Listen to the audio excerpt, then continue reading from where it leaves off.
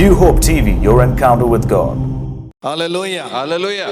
Today I want to unveil the complete vision that the Lord has put in my heart to you. ಇವತ್ತಿನ ದಿವಸ ಕರ್ತನನ್ನ ಹೃದಯದಲ್ಲಿ ಹಾಕಿದಂತ ಆ ಒಂದು ದರ್ಶನವನ್ನು ನಿಮ್ಮ ಮುಂದೆ ಬಿಚ್ಚಲಿಕ್ಕಿದ್ದೇನೆ. Hallelujah. Hallelujah. Because without the net you cannot catch a fish. ಯಾಕಂದ್ರೆ ಬಲೆ ಇಲ್ಲದೆ ಮೀನು ಹಿಡ್ಲಿಕ್ಕೆ ಆಗಲ್ಲ. You will slip. ಜಾರ್ ಬಿಡ್ತದೆ.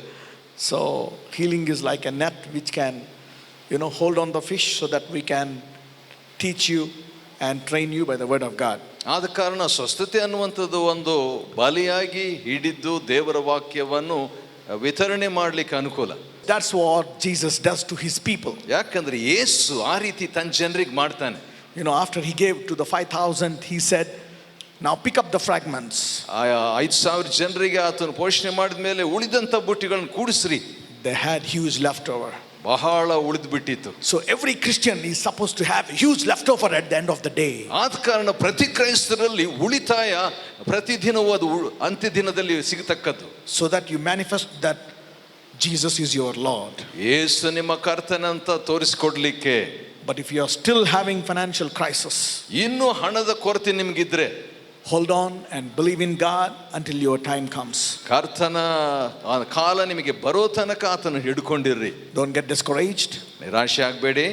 You will also tap into the anointing that I tapped into this since this 8 years. ಮತ್ತು ಈ ಒಂದು ಸರಣಿ ಸಂದೇಶಗಳಲ್ಲಿ ಆ ಒಂದು ಅನ್ವಯ ನೀವು ನೋಡಿಕೊಳ್ತೀರಿ. Hallelujah. Hallelujah. So believe in God. ನಾವು ದೇವರಲ್ಲಿ ನಂಬ್ತೇವೆ. God has lot of things to supply. ದೇವರಿಗೆ ಸಾಕಷ್ಟು ಕೊಡ್ಲಿಕ್ಕುಂಟು. The Bible says he always overtakes and overruns you. ಯಾಕಂದ್ರೆ ಬೈಬಲ್ ಯಾವಾಗಲೂ ಆತನು ಹೆಚ್ಚಾಗಿ ಮಿತಿಯಾಗಿ ಕೊಡುವ ಆತನಂತ ಹೇಳುತ್ತೆ. Jesus always says my cup runneth over. ಯೇಸು ಯಾವಾಗಲೂ ಹೇಳ್ತಾನೆ ನನ್ನ ಪಾತ್ರೆ ತುಂಬಿ ಹೊರಸೂಸುತ್ತದೆ. Hallelujah. Hallelujah. So invest in yourself. ಆದ ಕಾರಣ ವೆಚ್ಚ ಮಾಡಿ ನಿಮ್ಮನ್ನು by the word of God. ದೇವರ ವಾಕ್ಯದಿಂದ, so that you can believe for great things. ಮಹತ್ ಕಾರ್ಯಗಳಿಗಾಗಿ ನಂಬುವಂತೆ. Great men always did great things. ಮಹಾ ವ್ಯಕ್ತಿ ಮಹಾ ಕಾರ್ಯಗಳನ್ನು ಮಾಡ್ತಾರೆ ಯಾವಾಗಲೂ. Why? ಯಾಕೆ? Why do they do great things? ಯಾಕೆ ನೀವು ಮಹತ್ ಕಾರ್ಯಗಳನ್ನು ನಿರೀಕ್ಷಿಸ್ತೀರಿ? And why do they become great? ಯಾಕೆ ಅದು ಮಹತ್ತಾದದ್ದಾಗುತ್ತೆ? I will tell you a secret. ನಾನು ರಹಸ್ಯ ಹೇಳ್ತೇನೆ. Great men always do great things because they hear great things from God. ಮಹಾ ಕಾರ್ಯಗಳನ್ನು ಮಹಾ ವ್ಯಕ್ತಿಗಳು ಯಾಕೆ ಮಾಡ್ತಾರೆ ಅಂದ್ರೆ ಯಾವಾಗಲೂ ಮಹಾ ಕಾರ್ಯ ದೇವರಿಂದ ಕೇಳಿಸ್ಕೊಳ್ತಾರೆ. Hallelujah. Hallelujah. Abraham became a great man of faith because he heard great things from God. ದೇವರಿಂದ ಮಹಾ ಕಾರ್ಯಗಳನ್ನು ಅಬ್ರಹಾಮನ ಕೇಳಿದ್ರೆ ಆತನ ಮಹಾ ಕಾರ್ಯ ಮಾಡ್ದ. Because he heard from God, I will make your name great. ನಾನು ನಿನ್ನ ಹೆಸರನ್ನು ಮಹಾ ಹೆಸರಾಗಿ ಮಾಡ್ತೇನೆ. I will make you a nation. ನಿನ್ನನ್ನು ರಾಷ್ಟ್ರವಾಗಿ ಮಾಡ್ತೇನೆ. So when he heard that, he got faith for that. ಅವನು ಕೇಳಿಸ್ಕೊಂಡಾಗ ಅದಕ್ಕೆ ನಂಬಿಕೆ ಬಂತು. Hallelujah. Hallelujah. So the disciples could do big things. ಶಿಷ್ಯರು ಮಹಾ ಕಾರ್ಯ ಮಾಡಿದ್ರು because they heard great things from Jesus. ಯಾಕಂದ್ರೆ ಯೇಸುವಿನಿಂದ ಮಹಾ ಕಾರ್ಯ ಕೇಳಿಸ್ಕೊಂಡ್ರು. He told them, go heal the sick and cast out demons and raise the dead and do all these big things. ಹೋಗಿರಿ, ನೀವು ದೆವ್ವ ಬಿಡಿಸ್ರಿ ಮತ್ತು ಪ್ರಸಂಗಿಸ್ರಿ, ಸತ್ತವರನ್ನ ಎಬ್ಬಿಸ್ರಿ, ಮಹಾಕಾರ್ಯ ಮಾಡ್ರಿ. So they did it. ಅವ್ರು ಮಾಡಿದ್ರು.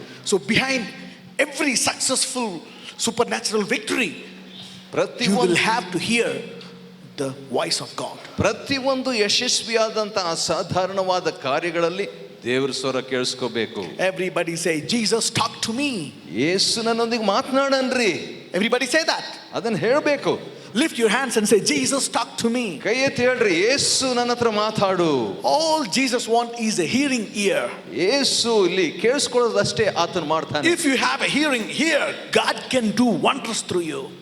ಕರ್ತನು ಅತಿಶಯವನ್ನು ಮಾಡ್ತಾನೆ ಈ ರೀತಿಯಾದಂತ ಮನೋಭಾವನೆ ಇದ್ರೆ. Hallelujah. Hallelujah. That's why I said great men always do great things because they hear great things from God. ಮಹಾ ವ್ಯಕ್ತಿಗಳು ಮಹಾ ಕಾರ್ಯಗಳನ್ನು ಮಾಡ್ಲಿಕ್ಕೆ ಯಾಕೆ ಕಾರಣ ಅಂತ ಹೇಳಿದ್ರೆ ಯಾವಾಗಲೂ ದೇವರಿಂದ ಕೇಳಿಸ್ಕೊಳ್ತಾರೆ. Hallelujah. Hallelujah. So if God tells you, ದೇವರು ಸಹಾಯ ಮಾಡ್ತಾನೆ, go and distribute 100 crores to so many people. ನೀನು 100 ಕೋಟಿ ಜನರಿಗೆ ಹಂಚು. But you have hardly 100 rupees in your pocket. ಆದ್ರೆ ಜೇಬ್ನಲ್ಲಿ 100 ರೂಪಾಯಿ. But if you heard that, ಕೇಳಿದ್ರೆ, you will get power to get the money. ಶಕ್ತಿ ಸಿಗ್ತದೆ ಹಣ ಪಡ್ಕೊಳ್ಳಿಕ್ಕೆ. So don't try to get the money, but try to hear great things from God. ಆದ ಕಾರಣ ಹಣ ಹಿಡಿಬೇಡ, ದೇವರಿಂದ ಮಹಾಕಾರ್ಯ ಕೇಳಿಸ್ಕೊ. Hallelujah. Hallelujah. So you need faith to do everything. ಆದ ಕಾರಣ ಎಲ್ಲವನ್ನು ಮಾಡ್ಲಿಕ್ಕೆ ನಂಬಿಕೆ ಬೇಕು. So faith comes by hearing the word of God. ದೇವರ ವಾಕ್ಯ ಕೇಳೋದ್ರಿಂದ ನಂಬಿಕೆ ಬರುತ್ತೆ. Faith is not to do simple things. ಸರಳ ಸಂಗತಿಗೆ ನಂಬಿಕೆ ಬೇಕಾಗಿಲ್ಲ. You need faith to do the impossible. ಅಸಾಧ್ಯ ಮಾಡ್ಲಿಕ್ಕೆ ನಂಬಿಕೆ ಬೇಕು. Hallelujah. Hallelujah. Faith is the currency that generates supernatural power to do the impossible in the natural system. ಅಸಾಧ್ಯವಾದದ್ದನ್ನು ಸಾಧಾರಣ ಕಾರ್ಯದಲ್ಲಿ ಮಾಡಲಿಕ್ಕೆ ಬೇಕಾದಂಥದ್ದು ನಂಬಿಕೆ. Hallelujah. Hallelujah. So once a believer is walking by faith, you should never take your eyes out of the word. ವಿಶ್ವಾಸಿ ನಂಬಿಕೆಯಲ್ಲಿ ನಡೆಯುವಾಗ ಕಣ್ಣು ಆ ವಾಕ್ಯದಿಂದ ಅವನು ಬದಿಗಿಡಬಾರದು. It will surprise you. ಆಶ್ಚರ್ಯ ನಿಮಗುಂಟು ಮಾಡುತ್ತೆ. Because once you are walking by faith, ನಂಬಿಕೆಯಿಂದ ನೀವು ನಡೆಯುವಾಗ you depend on God. ದೇವರ ಮೇಲೆ ಆತ್ಕೊಂಡು. But if you compare yourself with the natural man who is not believing in God, ದೇವರಲ್ಲಿ ನಂಬದಂತ ಒಂದು ಸ್ವಾಭಾವಿಕ ವ್ಯಕ್ತಿಗೆ ನೀನು ಹೋಲಿಕೆ ಮಾಡಿದ್ರೆ fear enters into your spirit. ಭಯ ನಿಮ್ಮ ಒಳಗೆ ಬರುತ್ತೆ. That's the reason why the church believes in running down rather than running out. ಆದ ಕಾರಣ ಆ ಹೊರಗೆ ಓಡೋಕೆ ಬದಲಾಗಿ ಓಡುವಂಥದ್ದು ಸಭೆಯಾಗಿದೆ. Hallelujah. Hallelujah. So if the church people are giving, they have fear that they would run out, so they give little. ಆದ ಕಾರಣ ಭಯ ಇರುವುದಾದ್ರೆ ಸಭೆಯವರಿಗೆ ಕೊಡುವಂಥದ್ದು ಬಹಳ ಕಡಿಮೆ. But rather than having fear to run out, you need to have faith that your wallet will run over. ಆದ ಕಾರಣ ಓಡ್ಲಿಕ್ಕೆ ನಿಮಗೆ ನಂಬಿಕೆ ಇದ್ರೆ ನಿಮ್ಮ ಜೇಬು ತುಂಬಿ ಹೋಗುತ್ತೆ. Hallelujah. Hallelujah. So try to hear great things from the word of God. ದೇವರ ವಾಕ್ಯದಿಂದ ಮಹಾಕಾರ್ಯವನ್ನು ಕೇಳಿಸ್ಕೊಳ್ರಿ. How to hear great things from the word of God? ದೇವರ ವಾಕ್ಯದಿಂದ ಮಹಾಕಾರ್ಯ ಹೇಗೆ ಕೇಳಿಸ್ಕೋಬೇಕು? David heard great things from God. ನೋಡ್ರಿ, ದಾವಿದ ದೇವರಿಂದ ಮಹಾಕಾರ್ಯ ಕೇಳಿಸ್ಕೊಂಡ. That's the reason why he could do great things. ಅದಕ್ಕೆ ಮಹಾಕಾರ್ಯವನ್ನು ಮಾಡಿಬಿಟ್ಟ. You can hear great things from God by praying. ನೀವು ದೇವರಿಂದ ಮಹಾಕಾರ್ಯಗಳನ್ನು ಕೇಳಿಸ್ಕೊಳ್ಳುವಂಥದ್ದು ಈಗ ಹೋಗೋದ್ರಿಂದ. You can ask God, God, open this book and show me wondrous things. ದೇವರೇ, ಈ ಪುಸ್ತಕ ತೆರೆದು ಆಶ್ಚರ್ಯವಾದ ತೋರಿಸ್ಕೊಡು ಅಂತ ಕೇಳಿ. David prayed, and every time he read that book, he read wondrous things. ದಾವಿದನು ಪ್ರಾರ್ಥನೆ ಮಾಡಿದ ಮತ್ತು ಪ್ರತಿ ಸಾರಿ ಪುಸ್ತಕ ತೆರೆದಾಗ ಆಶ್ಚರ್ಯವಾದದ್ದು ನೋಡಿದ. Hallelujah. Hallelujah. So the secret why David could do great things is because he heard great things from the word of God by asking God to reveal great things. ದೇವರದ ಮಹಾಕಾರ್ಯ ಪ್ರಕಟಿಸುವಂತೆ ಕೇಳೋದ್ರಿಂದ ದಾವಿದನು ವಾಕ್ಯದಿಂದ ಮಹಾಕಾರ್ಯ ಕೇಳಿಸ್ಕೊಂಡ. Hallelujah. Hallelujah. Daniel, when he was captive, he was reading this word. Daniel ನೋಡ್ರಿ, ಅವನು ಸೆರೆಯಾಳಾಗಿದ್ದಾಗ ಈ ವಾಕ್ಯ ಓದ್ತಿದ್ದ. He was not able to understand. ಆತನು ಈ ಕಡೆ ಕೀರ್ತನೆ ಓದ್ತಿದ್ದ. So Daniel didn't leave it. ದಾನಿಯೇಲ್ನ ಹಾಗೆ ಬಿಡ್ಲಿಲ್ಲ. It's tough, I don't understand this. ನನಗೆ ಅರ್ಥ ಆಗ್ತಾ ಇಲ್ಲ. One day Daniel was going through the book. ಒಂದ್ ದಿವಸ ಪುಸ್ತಕವನ್ನು ದಾನಿಯೇಲ್ ಓದ್ತಿದ್ದ. He didn't understand. ಅರ್ಥ ಆಗ್ಲಿಲ್ಲ. He didn't leave it and go do his job. ಬಿಟ್ ಕೆಲಸ ಮಾಡ್ಲಿಲ್ರಿ. He was praying. ಮುಂದೆ ಹೋದ. God, I want to understand this. ದೇವರೇ, ಇದನ್ನ ನಾನು ಅರ್ಥ ಮಾಡ್ಕೋಬೇಕು. God, I want to understand this. ದೇವರೇ, ನಾನು ಇದನ್ನ ಅರ್ಥ ಮಾಡ್ಕೋಬೇಕು. So he was not getting any answer. ಆತನಿಗೆ ಉತ್ತರ ಸಿಗ್ಲಿಲ್ಲ. The Bible says he fasted and prayed for 21 days. 21 ದಿವಸ ಬೈಬಲ್ ಹೇಳ್ತದೆ, ಅವನು ಪ್ರಾರ್ಥನೆ ಉಪವಾಸ ಮಾಡ್ದ. Was asking God to reveal this to me. ದೇವರೇ, ಇದನ್ನ ಪ್ರಕಟಿಸು. Do you know what happened? ಏನಾಯ್ತು ಗೊತ್ತಾ? God has sent an angel called Gabriel from heaven. ಗಬ್ರಿಯೇಲ್ ಅಂತ ದೇವದೂತನನ್ನು ಪರಲೋಕದಿಂದ ದೇವರು ಕಳಿಸಿದ. And the angel told the meaning to Daniel. ದಾನಿಯೇಲನಿಗೆ ದೇವದೂತನು ಈ ಅರ್ಥ ಹೇಳ್ದ. And if you see in Daniel, you see many times the angel Gabriel coming to Daniel and revealing the visions. ಅನೇಕ ಬಾರಿ ಗಬ್ರಿಯೇಲ್ ಬಂದು ದರ್ಶನವನ್ನು ದಾನಿಯೇಲನಿಗೆ ಪ್ರಕಟಿಸಿದ. God responds to faith. ದೇವರು ನಂಬಿಕೆಗೆ ಪ್ರತಿಕ್ರಿಯೆ ನೀಡ್ತಾನೆ. Faith is always persistent. ನಂಬಿಕೆ ಯಾವಾಗಲೂ ಸತತವಾಗಿರುತ್ತೆ. Hallelujah. Hallelujah. So Daniel's faith has brought angels from heaven to reveal this knowledge. ದಾನಿಯೇಲನು ದೇವದೂತನೇ ಬಂದು ಸ್ವತಃ ಇದನ್ನು ಪ್ರಕಟಿಸ ಬಯಸಿದ. So he could do impossible things. ಅಸಾಧ್ಯ ಕಾರ್ಯ ಹೀಗೆ ಮಾಡ್ದ. Lions didn't harm him. ಮತ್ತು ಹಾನಿ ಆಗ್ಲಿಲ್ಲ ಆತನಿಗೆ. So death was suspended on him. ಅದು ಆತನ ಮೇಲೆ ಆತ್ಕೊಂಡಿತು. So has his colleagues, ಮತ್ತು ಜೊತೆ ಕೆಲಸಗಾರರು Shadrach, Meshach, Abednego. Shadrach Meshach ಅಬದ್ನೆಗೋ ಅವರು. Hallelujah. Hallelujah. Every physical problem is a spiritual problem. ಪ್ರತಿಯೊಂದು ದೈಹಿಕ ಸಮಸ್ಯೆ ಆತ್ಮಿಕ ಸಮಸ್ಯೆಗೆ ಅನ್ವಯ. Hallelujah. Hallelujah. When you pray, the devil takes off the hand and you will be healed. ಪ್ರಾರ್ಥನೆ ಮಾಡಿದಾಗ ಸೈತಾನ್ ಕೈ ಎತ್ತಿ ಬಿಡ್ತಾನೆ, ನಿಮ್ಗೆ ಸ್ವಸ್ಥತೆ. Hallelujah. Hallelujah. So behind everything that is which is not abundant, there is a devil. ಆದ ಕಾರಣ ಪ್ರತಿಯೊಂದು ಕೆಡುಕಿನ ಹಿಂದೆ ಸೈತಾನಿದ್ದಾನೆ. You know, if you are having financial problems, it's a spiritual problem. ಒಂದು ವೇಳೆ ಆರ್ಥಿಕ ಸಮಸ್ಯೆ ಇದ್ರೆ ಆತ್ಮಿಕ ಸಮಸ್ಯೆ ಅದು. So how do you solve the spiritual problem? ಈ ಆತ್ಮಿಕ ಸಮಸ್ಯೆ ಬಗೆಹರಿಸೋದು ಹೇಗೆ? The word of God solves the spiritual problem. ದೇವರ ವಾಕ್ಯವು ಆತ್ಮಿಕ ಸಮಸ್ಯೆಯನ್ನು ಬಗೆಹರಿಸುತ್ತೆ. As food solves your physical problem by giving you strength.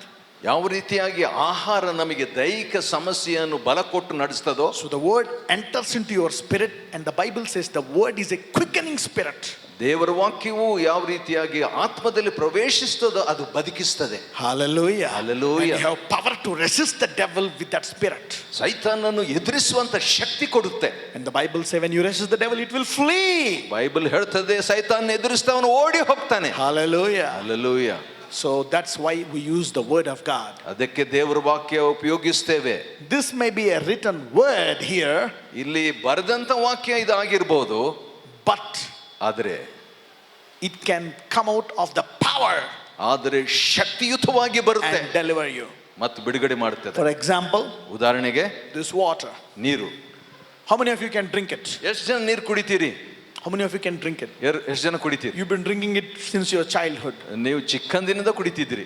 But ಆದರೆ if this water is poured at a very high level, ಬಹಳ ಉತ್ತರ ಮಟ್ಟದಿಂದ ಅದನ್ನು ಸುರಿಸಿದ್ರೆ it generates electricity. ಅದು ವಿದ್ಯುತ್ ಶಕ್ತಿಯನ್ನು ಉಂಟು ಮಾಡುತ್ತೆ. Can you touch it? ಮುಟ್ತೀಯಾರಾ? Hallelujah. You can't. ಆಗಲ್ಲ. From the same water. ಇದೇ ನೀರು. The same way, this is a printed letter. ಅದೇ ರೀತಿಯಾಗಿ ಇದು ಮುದ್ರಣ ಅಕ್ಷರ. But when it enters into your spirit, ಆದ್ರೆ ಆತ್ಮದಲ್ಲಿ ಅದು it ಪ್ರವೇಶಿಸಿದ್ರೆ gives you power to kick the devil. ಅದು ಸೈತಾನನ್ನು ಓಡಿಸ್ಲಿಕ್ಕೆ ಶಕ್ತಿ ಕೊಡುತ್ತೆ. Hallelujah. Hallelujah. People could successfully transfer water to electricity. ಒಂದು ಯಶಸ್ವಿಯಾದಂತ ರೀತಿಯಲ್ಲಿ ವಿದ್ಯುತ್ ಶಕ್ತಿಯನ್ನು ನೀರಿಂದ ಜನರು ತಂದ್ರು. You could see the light. Light ನೋಡ್ತೀರಿ? That's from the water. ಅದು ನೀರಿಂದ ಅದು. See the fan? ಫ್ಯಾನ್ ನೋಡ್ರಿ? That's from the water. ನೀರಿಂದ ಅದು. This mic? Mike? From the water. ನೀರಿಂದ. Hallelujah. Hallelujah. But where is the power from the real word of God? ಆದ್ರೆ ದೇವರ ವಾಕ್ಯಕ್ಕೆ ನಿಜವಾದ ಶಕ್ತಿಯಲ್ಲಿ ಇದೆ. And today we are going to draw power from the word of God. ಇವತ್ತಿನ ದಿವಸ ದೇವರ ವಾಕ್ಯದಿಂದ ಶಕ್ತಿ ಅಳಿಯುತ್ತೇವೆ. How many of you are ready? ಎಷ್ಟು ಜನರಿಗೆ ಸಿದ್ಧ? Hallelujah. Hallelujah. Get ready. ಸಿದ್ಧವಾಗಿರಿ. Because God wants to show the world how powerful is his church. ಎಷ್ಟು ಶಕ್ತಿಯುತವಾದ ಸಭೆ ಅಂತ ತೋರಿಸ್ಲಿಕ್ಕೆ ಇಷ್ಟಪಡ್ತಾನೆ ದೇವ್ರ ಲೋಕಕ್ಕೆ. It's not walls or a printed book. ಒಂದು ಧಾರ್ಮಿಕ ಆಚಾರ ಅಲ್ಲ, ಗೋಡೆ ಮುಂತಾದದ್ದಲ್ಲ. Hallelujah. Hallelujah. Now let's go to the word of God. ದೇವ್ರ ವಾಕ್ಯಕ್ಕೆ ಹೋಗೋಣ್ರಿ. Luke chapter 16 verse 16. ಲೂಕನ ಸುವಾರ್ತೆ 16:16. The Bible says the law and the prophets were until John. Since that time the kingdom of God is preached and every man presseth into it. ಧರ್ಮಶಾಸ್ತ್ರವು ಪ್ರವಾದಿಗಳು ಯೋಹಾನ್ ತನಕವೇ ಈಚೆಗೆ ದೇವರ ರಾಜ್ಯವು ಸಾರಲ್ಪಡುತ್ತಾ ಇದೆ, ಅದರಲ್ಲಿ ಸಕಲರು ಬಲಾತ್ಕಾರವಾಗಿ ನುಗ್ಗುತ್ತಾರೆ. He says, since the kingdom of God is being preached, people are pressing into it. ದೇವರ ರಾಜ್ಯವು ಸಾರೋಣವಾಗುವ ತನಕ ಜನರು ಅದರೊಳಗೆ ನುಗ್ಗುತ್ತಿದ್ದಾರೆ. So why people are being pressed into it? ಯಾಕೆ ಜನರು ಅದರೊಳಗೆ ನುಗ್ಗುತ್ತಿದ್ದಾರೆ? Why they can't enter easily into it? ಯಾಕೆ ಸುಲಭವಾಗಿ ಪ್ರವೇಶವಿಲ್ಲ? Why they can't live easily in it? ಯಾಕೆ ಅದರೊಳಗೆ ಸುಲಭವಾಗಿ ಜೀವಿಸ್ತಾ ಇಲ್ಲ? Because there is one which will oppose you when you enter or when you walk in the kingdom of God. ದೇವರ ರಾಜ್ಯದಲ್ಲಿ ನಡೆಯುವಾಗ ಪ್ರವೇಶಿಸುವಾಗ ಪ್ರತಿಭಟಿಸುವಂತ ವಿರೋಧಿ ನಿಮಗಿದ್ದಾನೆ. He is none other than the devil. ಅವನು ಯಾರು ಅಲ್ಲ, ಸೈತಾನ್ನೇ. Hallelujah. Hallelujah. I know many of you who are sick still believe in Jesus. ನಿಮ್ಮಲ್ಲಿ ಅನೇಕರು ಅಸ್ವಸ್ಥವಾದಂತವರು ಇನ್ನೂ ಯೇಸುವನ್ನು ನಂಬುವಂತವರು ಇದ್ದೀರಿ. How many of you who are sick in your body still believe in Jesus? ನಿಮ್ ದೇಹದಲ್ಲಿ ಅಸ್ವಸ್ಥರಾದ್ರು ಆದ್ರೆ ಯೇಸು ನಂಬಿದವರು ಎಷ್ಟು ಜನರು See that? ನೋಡಿರಿ. So you didn't leave Jesus. ಯೇಸು ನೀವು ಬಿಡ್ಲಿಲ್ಲ. With your sickness in your body, with your financial problem, with your pain, you are still holding on to Jesus. ಹಣ ಸಮಸ್ಯೆಯಿಂದ ನೀವು ಅಸ್ವಸ್ಥತೆ ದೇಹದಲ್ಲಿದ್ರು ಇನ್ನು ಯೇಸುವನ್ನು ಹಿಡ್ಕೊಂಡಿದ್ದೀರಿ. You are pressing into it. ನೀವು ಒಳಗೆ ನುಗ್ಗುತ್ತಿದ್ದೀರಿ. But how long? ಎಷ್ಟು ಕಾಲ? How long? ಎಷ್ಟು ಕಾಲ? How many of you want to make the way very easy? ದಾರಿ ಸುಲಭ ಮಾಡ್ಲಿಕ್ಕೆ ಎಷ್ಟು ಜನ ಇಷ್ಟಪಡ್ತೀರಿ? Hallelujah. Hallelujah. Let's read Matthew chapter 11 verse 12. ಮತ್ತಾಯ 11:12 ಓದೋಣ್ರಿ. And from the days of John the Baptist until now, the kingdom of heaven suffereth violence. ಸ್ನಾನಿಕನಾದ ಯೋಹಾನ ಕಾಲದಿಂದ ಈವರೆಗೂ ಪರಲೋಕ ರಾಜ್ಯ ಬಲಾತ್ಕಾರಕ್ಕೆ ಗುರಿಯಾಗಿದೆ. He's telling, until John, the kingdom of heaven is suffering violence. ಯೋಹಾನ ತನಕ ದೇವರ ರಾಜ್ಯವು ಅದು ಬಲಾತ್ಕಾರಕ್ಕೆ ಗುರಿಯಾಯ್ತಂತೆ. How can the kingdom of God suffer violence? ದೇವರ ರಾಜ್ಯವು ಹೇಗೆ ಬಲಾತ್ಕಾರಕ್ಕೆ ಗುರಿಯಾಗುತ್ತೆ? That means even if you believe God, the devil can put sickness in your body. ಅಂದರೆ ದೇವರನ್ನು ನೀವು ನಂಬಿದ್ರು ಕೂಡ ನಿಮ್ಮ ದೇಹದಲ್ಲಿ ಸೈತಾನ್ ಪಾಪ ಹಾಕ್ತಾನೆ. It can do any sort of damage to your body. ನಿಮ್ಮ ದೇಹಕ್ಕೆ ಯಾವುದೇ ನಾಶನ ಮಾಡಬಹುದು. So what's happening? ಏನಾಗುತ್ತೆ? The kingdom of God is suffering violence. ಪರಲೋಕ ರಾಜ್ಯವು ಬಲಾತ್ಕಾರಕ್ಕೆ ಗುರಿಯಾಗಿದೆ. You know, even though the church has all power and authority, ಸಭೆಗೆ ಎಲ್ಲ ಶಕ್ತಿ ಅಧಿಕಾರ ಇದ್ರು the church was a baby for 2000 years. 2000 ವರ್ಷಗಳಿಂದ ಸಭೆ ಶಿಶು. That's the reason why the church is being suffered. ಅದಕ್ಕೆ ಸಭೆ ಬಾಧೆಗೆ ಒಳಗಾಗಿದೆ. That means it's time for the church to grow up. ಅಂದ್ರೆ ಸಭೆ ಬೆಳಿಲಿಕ್ಕೆ ಇದು ಸಮಯ. Hallelujah. Hallelujah. You cannot resist what you tolerate. ನೀನು ಸಹಿಸಿಕೊಳ್ಳೋದನ್ನು ನಿರಾಕರಿಸಲಿಕ್ಕೆ ಆಗಲ್ಲ. You know, the Bible says if you don't have knowledge, you will be taken captive. ನಿನಗೆ ಒಂದು ವೇಳೆ ತಿಳುವಳಿಕೆ ಇದ್ರೆ ನೀನು ವಶಪಡಿಸಿಕೊಳ್ಳಲ್ಪಡ್ತಿ. Knowledge gives you vision. ಯಾಕಂದ್ರೆ ಆ ಜ್ಞಾನ ದರ್ಶನ ಕೊಡುತ್ತೆ. The Bible says the devil has blinded the eyes of unbelievers. ಯಾಕಂದ್ರೆ ಅವಿಶ್ವಾಸಿಗಳ ಮನಸ್ಸನ್ನು ಸೈತಾನ್ ಕುರುಡು ಮಾಡಿದ್ದಾನೆ. So that they might see the glorious light from the gospel. ಸುವಾರ್ತೆಯ ಬೆಳಕನ್ನು ಅವರು ನೋಡಬಾರದಂತೇಳಿ. Paul discriminates about the early stages of the church. ಸಭೆಯ ಒಂದು ಪ್ರಾರಂಭ ಹಂತಗಳನ್ನು ಪೌಲನ್ ಹೇಳ್ತಾನೆ. Let's go to Hebrews chapter 5. ಇಬ್ರಿಯ 5 verse 12 to 14. 12ರಿಂದ 14. For when for the time you ought to be teachers, you have need that one teach you again, which be the first principles of the oracles of God, and are become such as have need of milk and not of strong meat.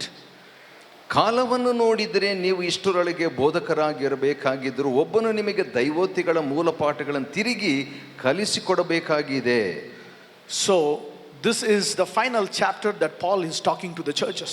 ಸಭೆಗೆ ಅಂತಿಮವಾದಂಥ ಅಧ್ಯಾಯ ಪೌಲನ್ ಹೇಳೋದು. Maybe he must have served for 30-40 years. 30-40 ವರ್ಷ ಸೇವೆ ಮಾಡಿದ್ದೇನೋ. And now he is talking to the church and telling, you are still a babe. ಈಗ ಸಭೆಗೆ ಹೇಳ್ತಾನೆ, ಇನ್ನೂ ನೀವು ಶಿಶು. I want to give you strong meat so that you can grow up and crush the devil, but I could not.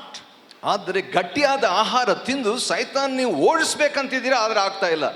I could only feed you milk. ನಿಮಗೆ ಹಾಲಷ್ಟೇ ಕೊಡ್ತೀನಿ. But the church continued not for 30-40 years, but for 2000 years. ಸಭೆ 30-40 ವರ್ಷ ಅಲ್ರಿ, 2000 ವರ್ಷ ಹಾಗೆ ಶಿಶುವಾಗಿ ಉಳಿತು. If you only keep drinking milk, when will you get energy to crush the devil? ಬರೇ ಹಾಲು ಕುಡ್ಕೊಂಡಿದ್ರೆ ಸೈತಾನ್ ಓಡಿಸ್ಲಿಕ್ಕೆ ಯಾವಾಗ ಶಕ್ತಿ? You need to eat strong meat to crush the devil and grow up. ಸೈತಾನನ್ನ ನೀವು ಓಡಿಸಬೇಕಾದ್ರೆ ಗಟ್ಟಿಯಾದ ಆಹಾರ ತಿಂದು ಬೆಳಿಬೇಕು. Hallelujah. Hallelujah. So if that was the church for 30-40 years when Paul was a preacher, ಪೌಲನು ಪ್ರಸಂಗ ಮಾಡ್ತಾ ಇದ್ದಂತ ಸಭೆ 30-40 ವರ್ಷ ಹಾಗಿತ್ತು. the church has been the same for 2000 years. ಸಭೆ 2000 ವರ್ಷ ಆದ್ರೂ ಇನ್ನೂ ಹಂಗೆ ಇದೆ. The milk has been the problem of the church. ಹಾಲು ಸಭೆಗೆ ಸಮಸ್ಯೆ. It's not degrading. Milk is necessary. ಅಂದ್ರೆ ಅಗತ್ಯವಾದದ್ದೇ ಹಾಲು ನಿಜ. But it's not enough. ಆದ್ರೆ ಸಾಕಾಗಲ್ಲ. Talk to your neighbor and say, milk is not enough. ಯಾಕಂದ್ರೆ ಹಾಲು ನಮಗೆ ಸಾಕಾಗಿಲ್ಲ ಅಂತ ಹೇಳಿ. Hallelujah. Hallelujah. Now let's see what Paul is talking about. ಪೌಲನ್ ಏನು ಹೇಳ್ತಾನೆ ನೋಡನ್ರಿ. For everyone that verse 13 of Hebrews chapter 5, everyone that useth milk is unskillful in the word of righteousness, for he is a babe. ಹಾಲು ಕುಡಿಯತಕ್ಕವರೇ ಹೊರತು ಗಟ್ಟಿಯಾರ ಆಹಾರ ತಕ್ಕಲ್ಲ. ಹಾಲು ಬೇಕಾದವನು ಕೂಸಿನಂತಿದ್ದು ನೀತಿ ವಾಕ್ಯದಲ್ಲಿ ಅನುಭವವಿಲ್ಲದವನು. He's telling it's good you are using milk, but you are a babe. ಹಾಲು ನೀವು ಉಪಯೋಗಿಸೋದು ಒಳ್ಳೇದು, ಆದರೆ ನೀವು ಶಿಶು. Even though the babe is Lord of all, he is still a servant. ಎಲ್ಲೂ ಕೂಡ ಆ ಒಂದು ಶಿಶುಗಿದ್ರು ಕೂಡ ಇನ್ನೂ ದಾಸ. Because you didn't grow up, the devil could inflict you and trouble you. ಸೈತಾನ್ ನಿಮ್ಮನ್ನು ಬಾಧೆ ಪಡಿಸಲಿಕ್ಕೆ ಬೆಳೆದಂತೆ ಮಾಡಿಬಿಟ್ಟಿದ್ದಾನೆ. So there is no difference between the church and the world. ಆದ ಕಾರಣ ಲೋಕಕ್ಕೂ ಸಭೆಗೂ ವ್ಯತ್ಯಾಸ ಇಲ್ಲ. The devil can put sickness, disease and trouble the world. ಸೈತಾನನು ಲೋಕಕ್ಕೆ ರೋಗ ಕೊಟ್ಟು ಕಿರುಕುಳ ಕೊಡ್ತಾನೆ. The devil could also put on the church. ಮತ್ತು ಚರ್ಚ್ ಮೇಲೆ ಕೂಡ ಸೈತಾನ್ ಹಾಕ್ತಾನೆ ರೋಗ. But the church has power over the devil. ಆದರೆ ಸೈತಾನ್ ಮೇಲೆ ಸಭೆಗೆ ಶಕ್ತಿ ಇರತಕ್ಕದ್ದು. The world has no power over the devil. ಆದರೆ ಲೋಕಕ್ಕೆ ಸೈತಾನ್ ಮೇಲೆ ಶಕ್ತಿ ಇರಲಿಲ್ಲ. It's okay if the devil troubles the world. ಸೈತಾನ್ ಒಂದು ವೇಳೆ ಲೋಕವನ್ನು ಸಂಕಟಪಡಿಸಿದ್ರೆ ಪರವಾಗಿಲ್ಲ. But how come it can also trouble the church which has power over the devil? ಸೈತಾನ್ ಮೇಲೆ ಶಕ್ತಿ ಇರುವಂತ ಸಭೆಯನ್ನೇ ಹೇಗೆ ಅವನು ಕಿರುಕುಳ ಕೊಡ್ತಾನ್ರಿ? Because the church is still a babe. ಯಾಕಂದ್ರೆ ಸಭೆ ಇನ್ನು ಶಿಶು. Hallelujah. Hallelujah. Because the church has not grown. ಸಭೆ ಬೆಳೆದಿಲ್ಲ.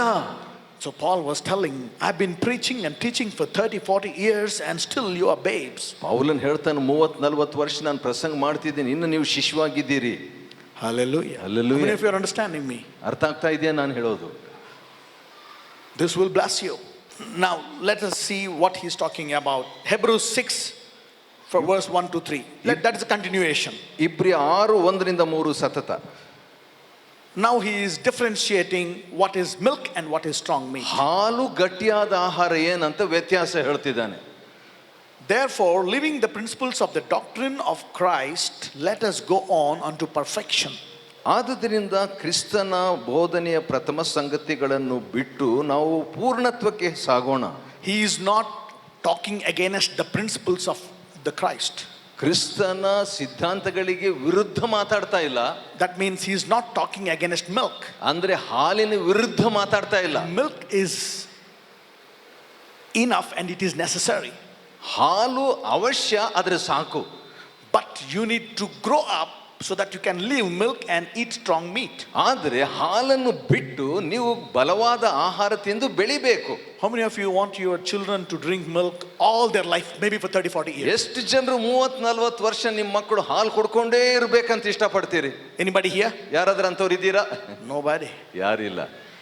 Mothers will be waiting, to feed them with, Cerelac with protein, Cerelac with carrot, Cerelac with, different vegetables, fruits, honey, and all these things. And then after that, they want him to eat nice chicken and mutton and become strong. ತಾಯಂದರು ಮಕ್ಕಳು ಸಿರ್ಲಾಕ್ ಮುಂತಾದದನ್ನು ಕೊಟ್ಟು ಅವರಾದ್ಮೇಲೆ ಅವರು chicken ಮುಂತಾದನ್ನು ತಿಂದು ಬಲವಾಗಬೇಕಂತ ಬಯಸ್ತಾರೆ. Hallelujah. Hallelujah. That's the desire of the mother. ಅದು ತಾಯಿಯ ಆಶೆ. That's the desire of the God, the Father as well. ತಂದೆ ದೇವರ ಆಶೆ ಕೂಡ.